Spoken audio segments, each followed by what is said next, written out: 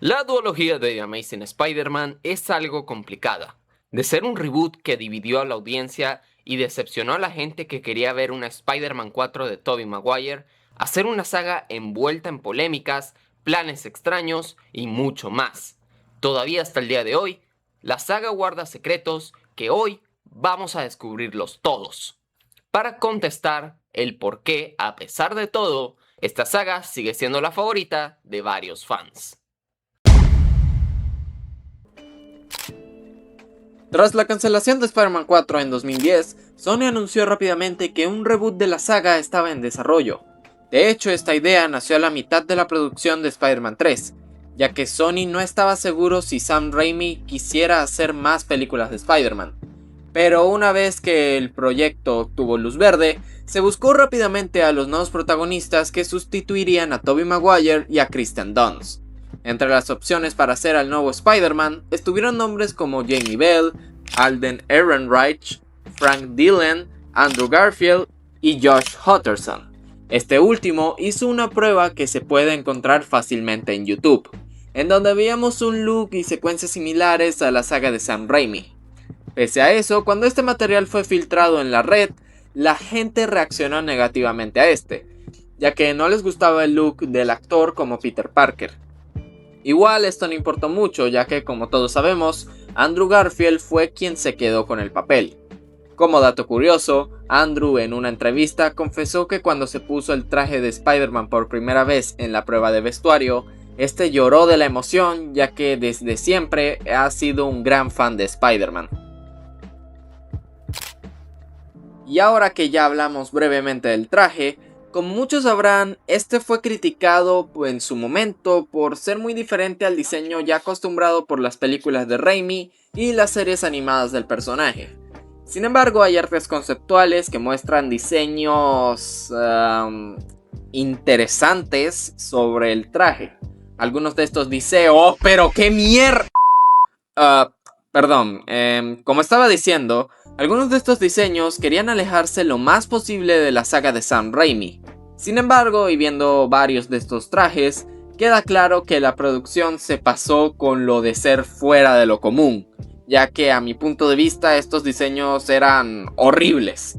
Aunque, como pequeña curiosidad, la araña del pecho que se usó para los concept arts es prácticamente la misma que la del traje de Tobey Maguire.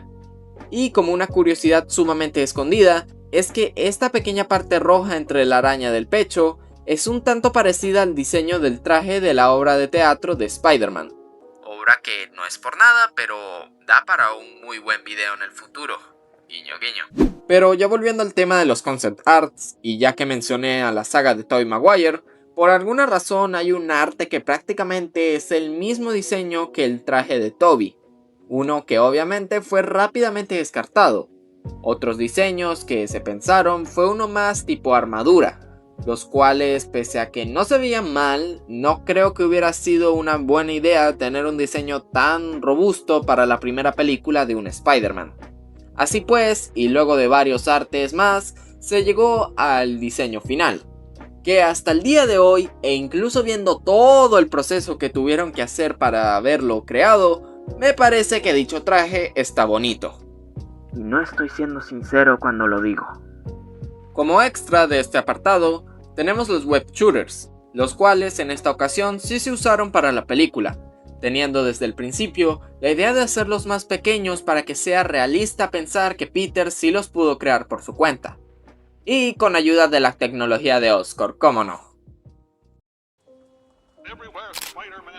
Ahora, ya que terminamos de hablar sobre Spider-Man, hora de hablar de Lizard. El diseño de este, como muchos sabemos, fue complicado de hacer, ya que la producción no se decidía si hacer una versión más parecida de los cómics o una más humanoide para mantener las expresiones en captura de movimiento. Pero mientras eso pasaba, hubo algunos artes bastante curiosos que mostraban cómo se pudo haber visto el lagarto en esta película.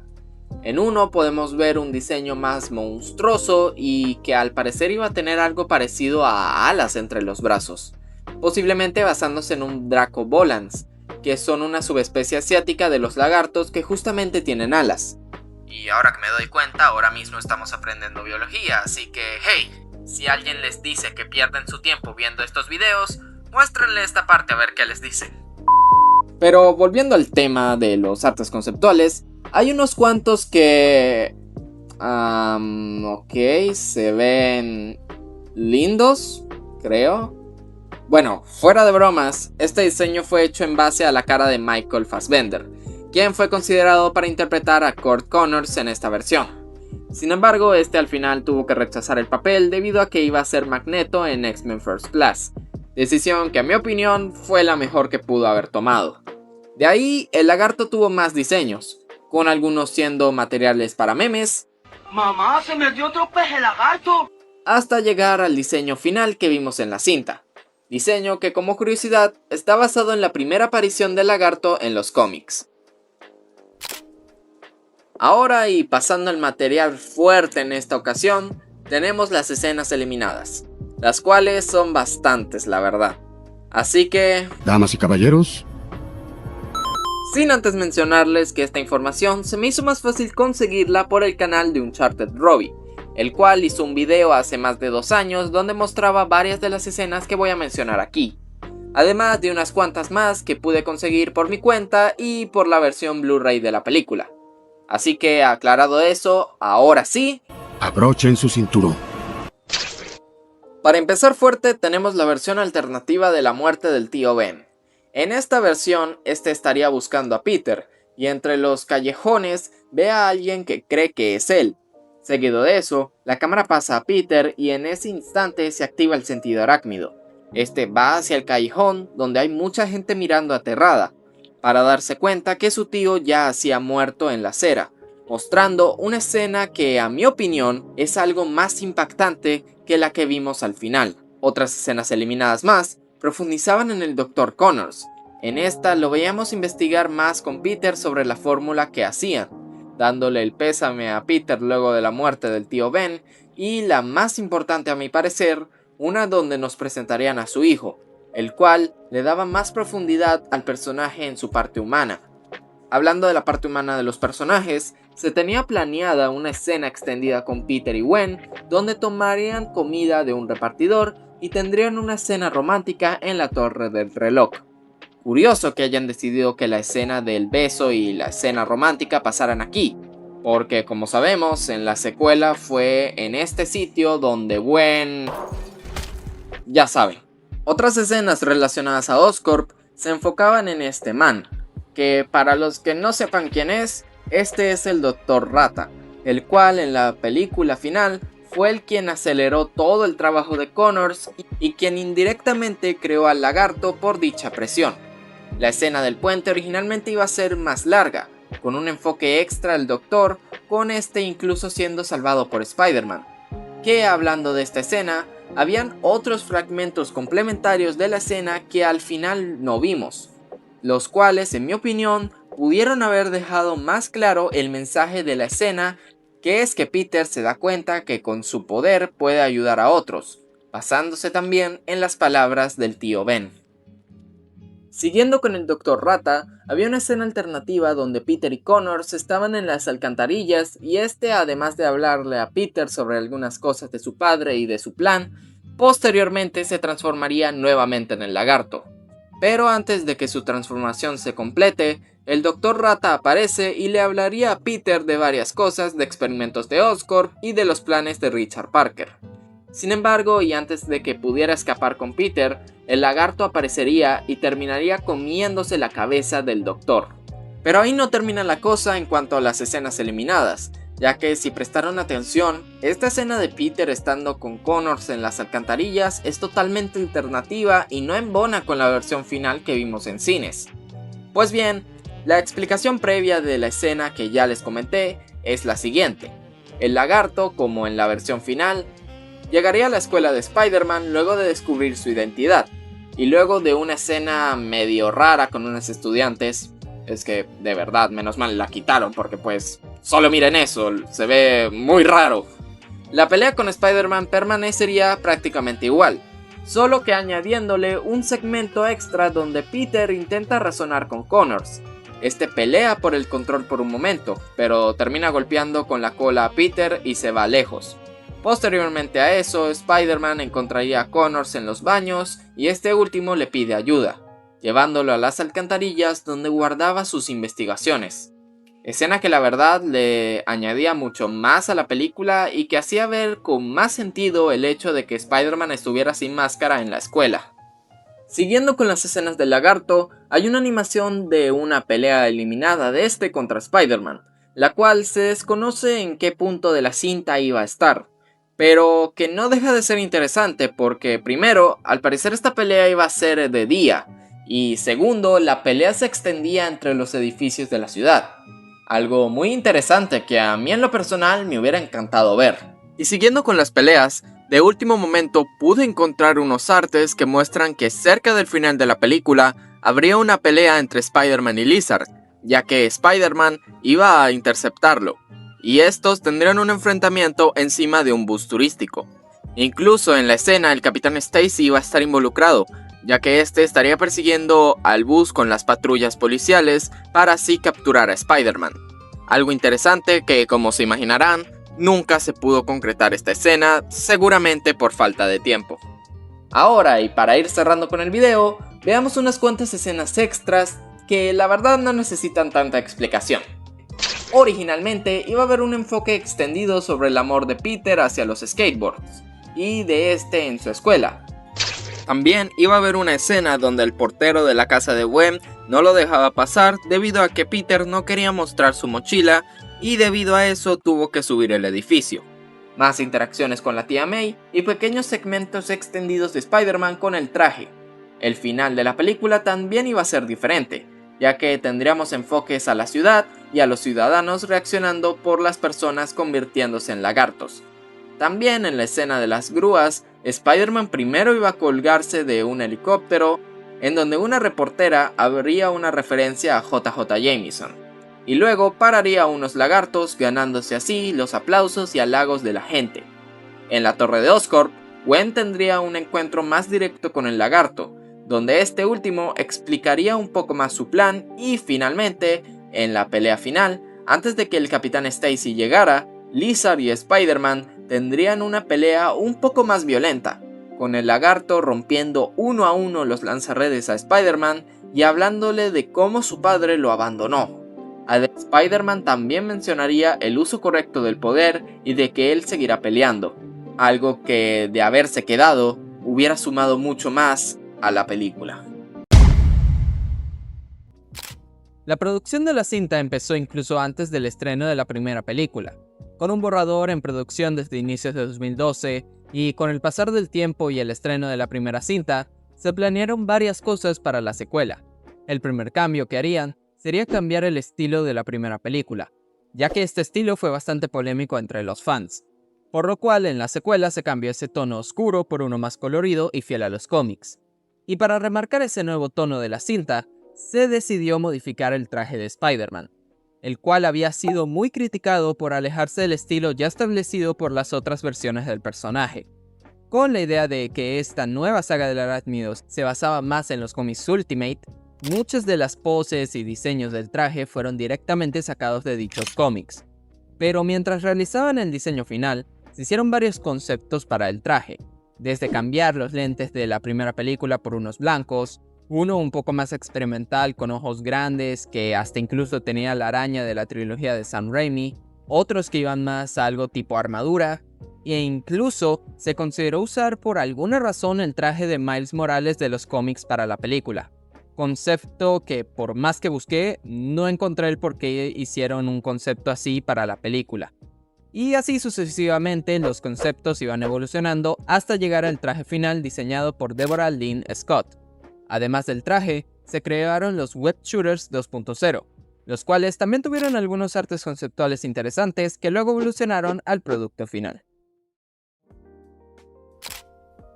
Para esta segunda película, se decidió que el villano sería Electro, villano que de hecho originalmente se había referenciado al final del primer filme, ya que en uno de los primeros borradores, el hombre del sombrero originalmente iba a ser Electro.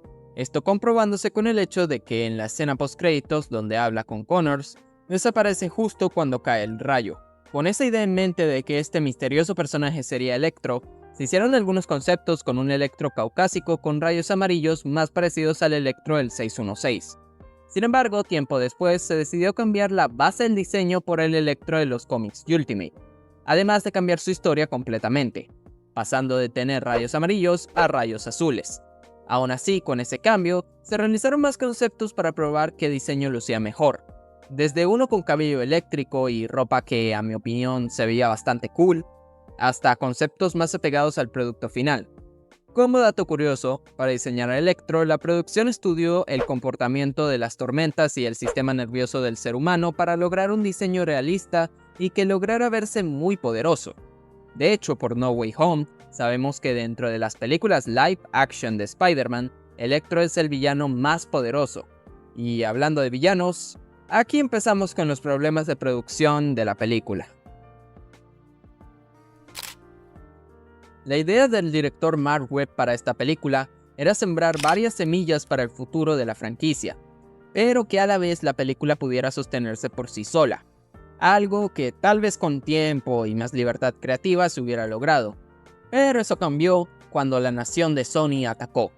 Estos, al ver el éxito y fama que estaba cosechando el universo cinematográfico de Marvel, decidieron hacer de The Amazing Spider-Man un universo cinematográfico también, metiendo tanta cosa pudieran en The Amazing Spider-Man 2 para que así después pudieran hacerle película a los 6 Siniestros, a Venom y a otros personajes más del universo arácnido, cosa que, como todos sabemos, afectó mucho el rumbo del proyecto. Pero por mientras, vamos por partes. Además de Electro, se añadieron a otros 2 villanos a la película, esto siendo el Duende Verde, esta vez siendo Harry Osborn el primer duende y no Norman Osborn, y Rhino, que fungió el papel del personaje vendehumo de los trailers. De estos 2 hubo muchísimos conceptos que pasaremos a ver ahora mismo. Desde un inicio la idea era hacer lucir al Duende Verde muy diferente a la adaptación pasada. De hecho, entre las ideas de la primera y segunda película estaba usar al Protoduende como villano, personaje poco conocido de los cómics que iba a ser el Dr. Rata, científico de Oscorp que conocimos en la primera entrega. Sin embargo, esto al final se descartó y decidieron usar a Harry Osborn como el Duende Verde. La producción quiso hacerle un diseño más monstruoso y duendelesco, creo que esa palabra ni existe, pero pues entienden el punto, para esta película. Se hicieron varios conceptos y pruebas de maquillaje que la verdad sí eran interesantes y creativos, pero los diseños simplemente eran horribles. Primero habían unos tipo armadura que sinceramente más parece el buitre que el Duende Verde. De hecho, se cree que el casco y varias partes del traje se utilizaron para el diseño del buitre en Spider-Man Homecoming. Pero pues, volviendo a The Amazing 2, también había otro diseño con un casco que después se podía quitar para revelar la cara de Harry. Sin embargo, fue descartado posiblemente por lo incómodo que iba a ser usarlo en las grabaciones, y por lo poco práctico que podía hacer en algunas escenas de pelea. Y ahora el aspecto más polémico de este duende sería el rostro y los dientes. La producción se basó más en el Duende Verde Ultimate que en el duende del 616. Este duende en los cómics es mucho más monstruoso y aquí quisieron hacer algo parecido, haciendo parecer a Harry en un duende de verdad. Habían conceptos medio decentes que lograban esto, otros horribles que hacían parecer a Harry el güey de las morras chidas, y otros que por la expresión ya lo dicen todo. ¡Viva la piedra, banda! Todos estos diseños, como sabrán, se desecharon, y se hizo otro que de igual manera no terminó de convencer debido a que la cara y los dientes eran demasiado extraños. Ahora, sorprendentemente, Rhino también tuvo muchos diseños a lo largo de que la película se iba desarrollando. Irónico si pensamos que Rhino nada más apareció al final de la película y su diseño final fue sumamente criticado. La razón por la cual se hicieron tantos diseños para este personaje se sospecha que fue para reutilizar algunos de estos diseños en la película de los 6 Siniestros o en The Amazing Spider-Man 3. Además que, según las malas lenguas, uno de los primeros borradores de la película mostraba la pelea de Rhino vs Spider-Man desde el inicio de la cinta. Sin embargo, esto último no viene de fuentes tan confiables que digamos, así que yo lo tomaría con pinzas. Pero volviendo a los conceptos de Rhino, hubo de todo. Conceptos parecidos a los cómics, conceptos alejados a lo normal y conceptos sobre el diseño final. Lo curioso es que en el videojuego de The Amazing Spider-Man 1 ya había aparecido un Rhino con un diseño más apegado a los cómics, lo cual deja pensando del por qué no usaron ese diseño para la película. Tal vez fue para evitar confusiones de que si el juego era canon o no, o pues así lo quiso el canon. El caso es que es interesante ver que hasta para el villano más meh de las películas live action de Spider-Man, hubo muchísimos conceptos interesantes que, a mi opinión, varios son mucho mejores que el diseño final que entregaron. Pero aquí no terminamos con los concept arts de los villanos, ya que, como les dije, debido a los planes de Sony con su universo cinematográfico, The Amazing Spider-Man 2 se convirtió en un comercial del universo cinematográfico del arácnido. Por lo tanto, en varias partes de la película se podían ver referencias a la formación de los Seis Siniestros y a otros personajes como Morbius o Venom. Entre los concept arts de los proyectos de Oscorp, podemos ver los tentáculos del Doc Ock, el traje de Scorpion, las alas del buitre, algo que hace referencia a Sandman por lo que pude ver, y el simbionte de Venom. Relacionado a este último, muchos sabrán que originalmente en la escena final donde Gustav Fierce camina por los proyectos de Oscorp, ahí se encontraba el simbionte. Y además de eso, tenemos esta imagen que Mark Webb publicó en Twitter durante el proceso de postproducción de la película. Para los que no entiendan qué significa el casillero con el número 14, este era el casillero donde el simbionte se encontraba en los cómics Ultimate, ya que en ese universo, el simbionte era un experimento para curar enfermedades que estaba desarrollando el padre de Peter junto al padre de Eddie Brock. Estas pistas del simbionte posiblemente las querían poner debido a que Sony quería hacerle una película a este villano en el futuro. Y pese a que nunca se confirmó esto último, posiblemente usarían el traje negro para la tercera película de Andrew Garfield. Como dato curioso, durante la promoción del estreno de la película, en Reddit se creó el sitio del Daily Bugle, en donde habían artículos hablando de Cletus Kasady, Eddie Brock, las acciones de Oscorp y demás. Algo muy creativo e interesante si me preguntan a mí. Sobre estos temas de los Seis Siniestros y Venom en la saga Amazing hay muchísima más información. Pero eso ya está fuera de esta película y son historias lo suficientemente extensas para que luego las pueda contar más a detalle en un futuro video. Por lo tanto, ya es hora de pasar a lo que muchos posiblemente querían ver en el video.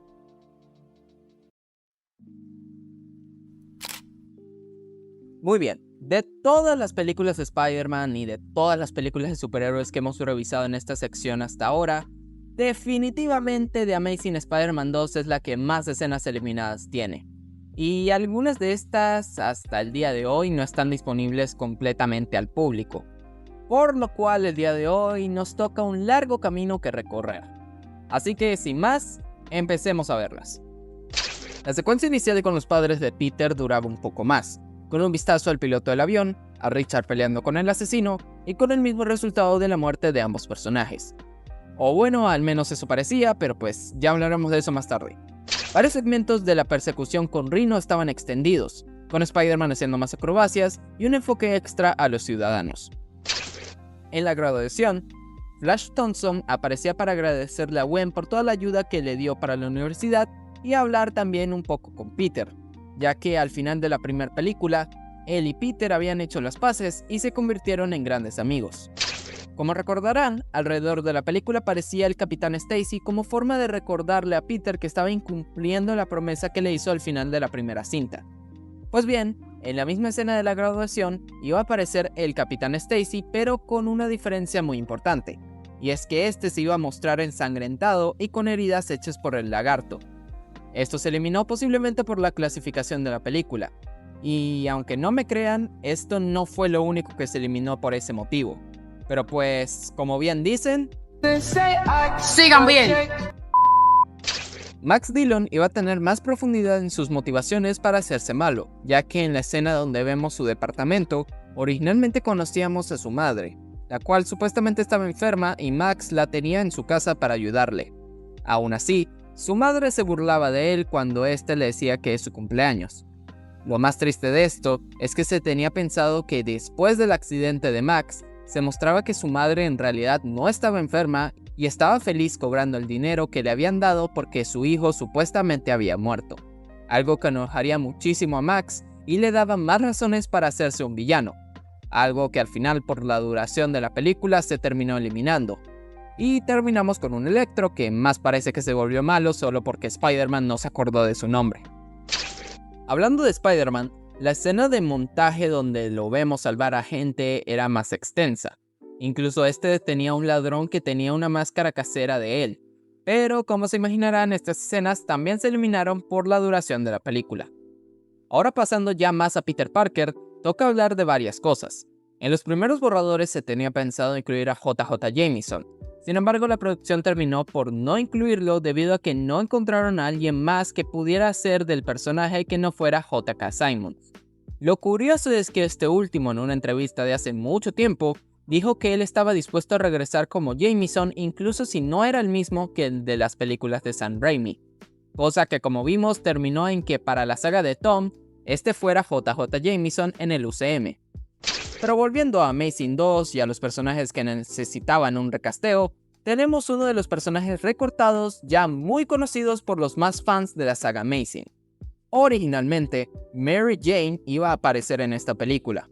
Esta MJ iba a ser interpretada por Shailene Woodley, y al parecer iba a aparecer en varias partes de la película. También en esta parte se puede ver a Mary Jane dentro de la cafetería.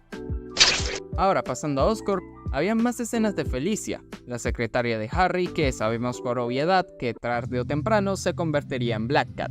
Aunque, como dato curioso, originalmente en los storyboards de la película, en donde por cierto se encontraba el nombre falso de la cinta, siendo este London Calling, se planteaba tener a una tal Tatiana como acompañante de Harry. Sin embargo, como sabemos, esto se eliminó tiempo después. Pero volviendo a la escena, en esta Felicia conocía a Peter y veíamos a Harry ver más sobre los experimentos de Oscorp, que luego compartiría con Peter, ya que se dejaría más en claro que ambos amaban la ciencia desde niños. Pero siguiendo con la escena, esta escena era una versión extendida y alternativa del momento donde Harry le revelaba a Peter que estaba muriendo. Él los citaría a Oscorp no solo para mostrarles los experimentos que tenían, sino también demostraría a Peter todos los archivos en donde lo tenían vigilado a él desde niño, para luego pasar a pedirle la sangre de Spider-Man para así salvarse. Luego de esa escena y siguiendo con Peter Parker, en los trailers se mostraba esta escena donde Peter reflexionaba en lo alto de un edificio, reflejando así el conflicto que Peter siente por estar indeciso de ayudar a su mejor amigo, del hecho de que Gwen se va en unos días y muchísimas cosas más que se reflejan en esta escena. Pero esto fue recortado una vez se decidiera que todo el segmento de Harry también iba a ser eliminado. Y ahora yéndonos al gran amor de Peter, se grabaron más escenas de Gwen donde se profundizaban en sus sentimientos por Peter y su viaje a Inglaterra. En una de estas escenas, hacían un paralelismo de ellos dos viendo sus fotos juntos. Además de eso, ella iba a visitar a Peter antes de irse, y ahí es en donde conocería a Mary Jane. Todas estas escenas lamentablemente se eliminaron debido a nuevamente falta de tiempo.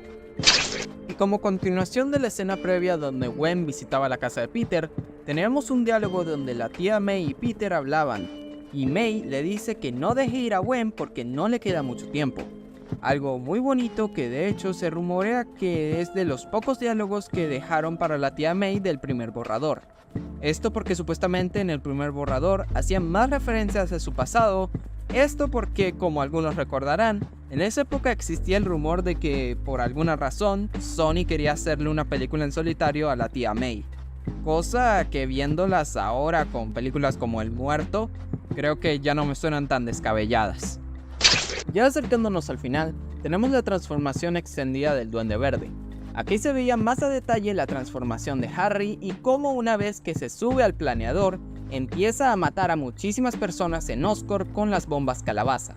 Aquí ocurriría otra interacción con Felicia donde Harry, mientras la ve a ella, también se ve a sí mismo y se sorprende por lo que se ha convertido. Y antes de matar a uno de los jefes de Oscorp, le pediría a Felicia que se vaya, terminando la escena en Harry yendo a atacar a Spider-Man. Y ahora que ya repasamos las escenas eliminadas más importantes, es hora de entrar a la última etapa del video. O bueno, yo pensé que iba a ser la última, pero a mitad de la producción de este video me di cuenta que me faltaba más, así que no es la última, falta todavía mucho. En este punto hay mucha discusión de qué pasaba originalmente aquí. ya que desde un inicio un punto a tratar era la muerte de Gwen Stacy al final de la película. Sin embargo, se consideraron varios finales para la rubia. En uno de esos, se dice que Harry le rompía el cuello con sus propias manos, cosa que se descartó por la clasificación de la película. En otras, se dice que el duende apuñalaba a Gwen o este cortaba la telaraña en la que ella se sostenía. Pero de esta escena, el segmento eliminado más conocido era la versión donde después de llorar la muerte de Gwen, el duende se reía de Peter. Este furioso sube y pelea con él. Supuestamente, esta escena era bastante gráfica, ya que Spider-Man golpeaba tan fuerte al duende que casi lo mata. Pero sin embargo al final se contenía y lo dejaría para que las autoridades se lo llevaran. Esta escena fue eliminada debido a no solo la clasificación de la película, sino que además se dice que los editores sintieron que si dejaban una escena más conmovedora y triste, esta tendría un mayor impacto en el público, cosa que al final creo que fue una buena decisión. Pero igual no deja de intrigar cómo era esa escena que hasta el día de hoy no se ha liberado completamente al público. Por cierto, y antes de pasar a la última escena eliminada, una pequeña aclaración. No, en esta escena no se revelaba de que Harry y Gwen habían tenido un hijo y eso. Esa información no viene de fuentes confiables y por más que busqué, no hay ninguna persona que realmente trabajó en la película que salió a decir eso. Por lo tanto, y hasta ahora, como no hay una fuente o entrevistas que respalden este dato, lo podemos dar por falso. Aclaro esto porque pues no falta el que no está completamente informado de esto y me comente que se me olvidó comentarlo. Pero de igual forma, si alguien tiene información más o menos confiable de esto que lo respalde de verdad, me lo puede dejar respetuosamente en los comentarios. Pero por el momento no es verdad ese dato que de seguro escucharon de un güey cualquiera en TikTok o de alguien que quiere visitas fáciles en YouTube. Esta escena posiblemente ya muchos se la saben, pero de igual forma paso a comentarla porque pues si no lo hago el video no está completo. Y además ya llevo bastantes días haciendo esto, así que terminemos de una vez. En este final alterno, mientras Peter visitaba la tumba de Gwen, en el mismo lugar se nos revelaba de que todo este tiempo Richard Parker, ese, estuvo vivo. Peter se sorprende y no le cree y seguido de una escena bastante emocional y un abrazo bastante conmovedor, estos se sientan a hablar. Richard le explica a Peter que su mamá murió en el accidente y que eso lo atormentó por muchísimo tiempo, así como a Peter le ha atormentado la muerte del tío Ben, la del Capitán Stacy y más recientemente la muerte de Gwen, pero que aún así no debe rendirse, ya que si lo hace, esas muertes serán en vano, finalizando su discurso con la icónica frase: With great power comes great responsibility. La escena, pese a que en diálogos es bastante buena y remarca muy bien la enseñanza que Peter recibe en esta película, fue eliminada porque el público de prueba que vio la película le quedaban demasiadas dudas sobre el regreso de Richard Parker, ya que si lo pensamos bien, hay demasiadas incoherencias y dudas que no se resuelven con esto. Algunas dudas como por ejemplo, cómo sobrevivió al accidente del avión, por qué nunca buscó a Peter antes, cómo fue que los de Oscorp no se enteraron que seguía vivo y demás cosas. Por lo tanto, al final toda esta escena se descartó y años después, junto a un par más, se incluyeron en los extras de la película. Sin embargo, algo que nunca se incluyó en el Blu-ray fue la escena post-créditos de Gustav Fierce con la cabeza de Norman Osborn. Por si no se acordaban, en la cinta se veía como Norman Osborn moría por una enfermedad, pero si se fijan más tarde en la escena, vemos a unas encargadas traer un artefacto extraño al cuarto. Este artefacto sería importante en esta escena post-créditos, ya que dicho artefacto era una cápsula en donde se encontraba la cabeza de Norman Osborn congelada, dándonos a entender que para la tercera película, este regresaría posiblemente como el verdadero Duende Verde. Algo que sí, está algo fumado, pero la verdad, dejó a varios de nosotros con muchísima curiosidad de qué pudo haber pasado en una hipotética tercera película. Por último y como extra, quiero añadir esto al video debido a que es algo bastante interesante que creo vale la pena comentar. Durante las funciones de prueba de la película y la edición de esta, Kevin Feige estuvo dándole consejos al equipo de la película. Entre esos consejos estaban ideas que, la verdad, me parecen demasiado buenas y la verdad sí debieron hacerle caso en varias cosas para hacer una película mejor. Ejemplos de esto tenemos: eliminar la secuencia del avión del inicio y pasar directamente a la escena de la persecución, hacer lucir a Rhino menos caricaturesco, enfocar más la trama y los problemas de Peter a Gwen y a Harry, hacer menos exagerado en partes a Electro, y entre otras anotaciones que, si quieren ver completas, les recomiendo nuevamente el canal de Uncharted Robbie para que sepan más de esto. A mi opinión, muchas de estas cosas, si se le añadían a la película, le ayudarían a sentirse más concisa y menos desordenada, lo cual fue el gran error que terminó manchando mucho a la cinta.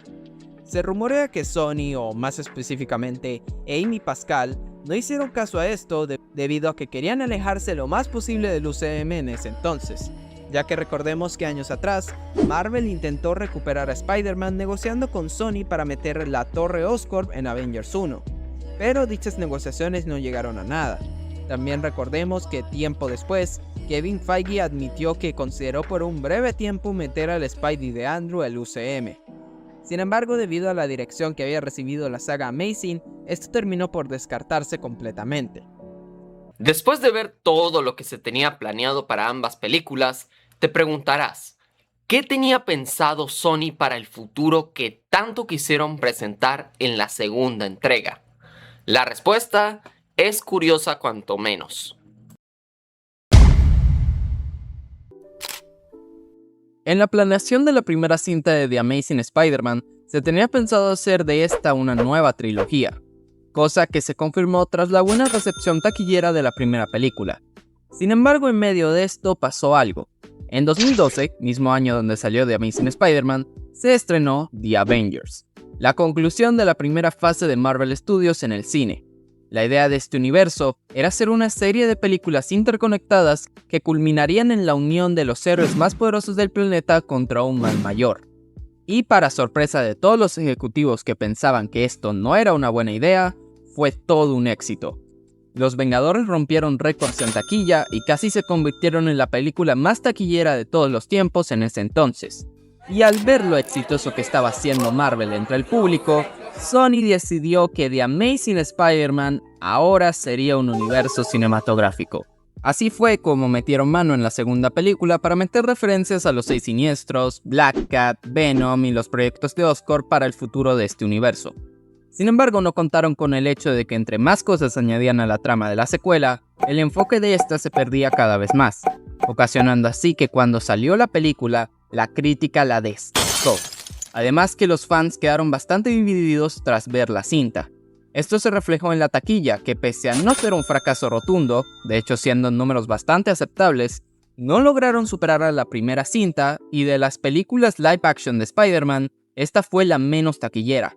Y las cosas empeoraron para Sony, que poco tiempo después recibieron el llamado de Kevin Feige, quien dijo que la saga había perdido el rumbo y que lo mejor era reiniciarla. Estos mensajes al principio fueron mal vistos por parte de la presidenta de Sony, Amy Pascal. Sin embargo, y como todos sabemos, poco tiempo después, Sony le terminó dando la razón a Kevin Feige. El 24 de noviembre de 2014 se dio el infame hackeo a Sony, y entre varias cosas como filtraciones de películas, robos de cuentas de PlayStation y detalles de la vida personal de algunos actores, habían unos cuantos documentos interesantes sobre el futuro del Hombre Araña en el cine. En dichos correos se encontraban negociaciones de Marvel Studios con Sony para incorporar a Spider-Man al UCM, pero con el pequeño detalle de que la saga Amazing sería cancelada y Andrew Garfield sería despedido. Todo esto a espaldas del actor que previamente mostró su disgusto por las decisiones de Sony con la segunda entrega. En ese entonces esto no fue 100% confirmado, pero la decisión del despido y la cancelación de la saga se dio definitivamente debido a que Andrew Garfield no se presentó a una junta importante con los altos cargos de Sony, ya que ahí se iba a presentar la tercera entrega de The Amazing Spider-Man. Por consecuencia de esto, y los otros factores como la mala crítica, la recepción en taquilla decepcionante, y la presión de Marvel y los fans por ver a Spider-Man con los Vengadores, fue así que Sony decidió aliarse con Marvel y hacer una nueva saga conectada directamente con el UCM. con un nuevo actor a la cabeza y pues el resto de la historia creo que ya todos la sabemos. Pero bueno, una vez resuelto el tema de la cancelación de la saga Amazing, es hora de responder la segunda pregunta que de seguro varios de ustedes se han hecho más de una vez. ¿De qué iba a tratar The Amazing Spider-Man 3? Pues bien, cabe aclarar que a diferencia de por ejemplo Spider-Man 4 que tuvo el suficiente tiempo de desarrollo para hacer borradores y concept arts, The Amazing Spider-Man 3 no tuvo la misma suerte, ya que entre el estreno de The Amazing Spider-Man 2 y el acuerdo con Marvel pasó menos de un año. Por lo tanto, no existen concept arts oficiales de la película y prácticamente tampoco existe un borrador fijo para esta.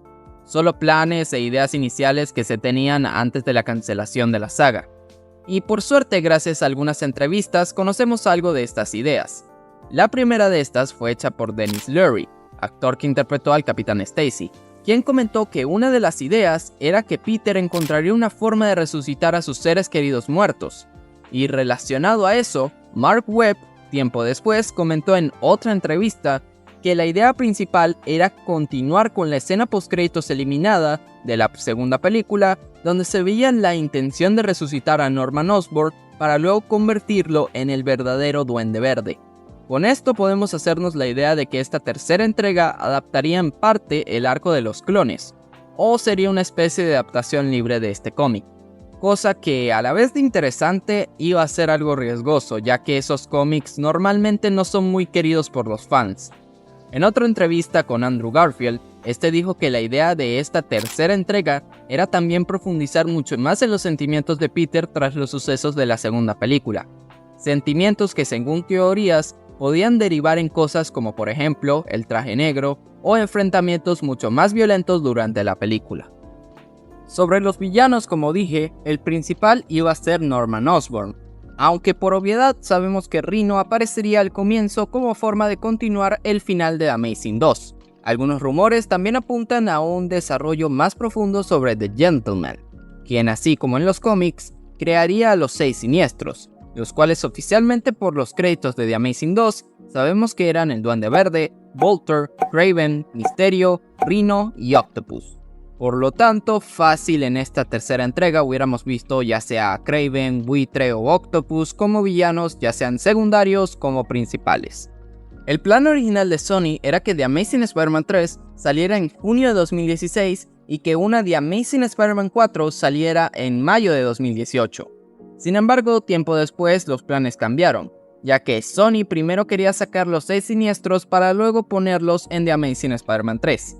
Cosa que originalmente, según rumores, iba a pasar en The Amazing Spider-Man 3, la cual todavía iba a introducir a los 6 siniestros para que luego en la cuarta película se viera el gran enfrentamiento de ellos contra Spider-Man. Cosa que al final no fue así. Al Sony tener la necesidad de darle su propia cinta a los Sinister Six, Amazing 3 pasó a 2018 y la cuarta se quedó sin fecha de estreno. De igual forma eso no sirvió mucho, ya que, como sabemos, estos planes jamás se llegaron a ejecutar. Ahora y 7 años después de la cancelación de la saga Amazing, ¿cuál es el panorama actual sobre esta saga? Pues bien, como sabemos, gracias a Spider-Man No Way Home pudimos ver nuevamente al Spider-Man de Andrew Garfield, el cual en varias partes se robó la atención de muchos por su buena actuación y la emotividad de muchas de sus escenas. Por lo cual, poco tiempo después de la salida de la película, en redes sociales se hizo viral el hashtag #MakeTasam3, en donde fans pedían la tercera entrega de este Spider-Man para darle un cierre digno. Campaña que lamentablemente luego de unas semanas quedó en el olvido y viéndola realísticamente, es poco probable que Sony quiera hacer esto realidad. Digo quiera, ya que sí, si quieren hacer dinero fácil, la pueden hacer cuando se les dé la gana. Pero con la atención puesta en proyectos como la cuarta entrega de la saga de Tom, la saga del Spider-Verse animado y lamentablemente el universo que quieren hacer con Venom y el resto de villanos que ni sus creadores conocen, es poco probable que vuelvan a mirar la saga Amazing en algo que no sean cameos en otras cintas. De igual forma, si quieren hacer un TASAM 3 para el futuro, hay que considerar que la historia original no sería la misma, ya que los 6 siniestros ya fueron usados en cierta parte por No Way Home. Cosas como el traje negro o villanos como Kraven o el Duende Verde posiblemente serán usados para las próximas películas de Tom. Y por favor, si tanto les gusta ese Spider-Man, porfa ni se les ocurra pedir juntarlo con el universo de Venom, Porque díganme sinceramente, ¿ustedes de verdad quieren ver a este Spider-Man pelear con un Venom o un Morbius que más parecen héroes que villanos? Digo, con esfuerzo tal vez puedan hacer algo medianamente bueno metiéndose con el multiverso o algo por el estilo, pero la verdad, creo que si Andrew va a volver, se merece algo mejor que el morboso o el muerto. Pero en fin, por el momento solo nos queda esperar un posible cameo de Andrew en ya sea Beyond the Spider-Verse o en Secret Wars. Y tal vez, y si los planetas se alinean, ver de alguna forma esa tercera entrega hecha realidad.